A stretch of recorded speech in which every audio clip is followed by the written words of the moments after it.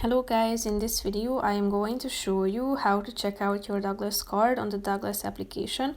But first I just want to mention, don't forget to subscribe to my channel because at 10,000 subscribers I am going to show you my whole YouTube revenue statistics and growth strategy, how to make money online. So let's jump into it. First of all, open the app on your phone.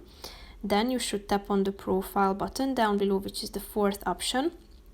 After that, scroll down and then you should tap on the Douglas card button, which is the third option in the profile section, and here you can find your Douglas card that you need to show in shops in order to receive points and later on coupon codes.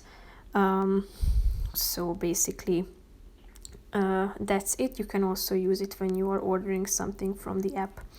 So that's pretty much it for this video, guys. See you in the next one. Bye bye.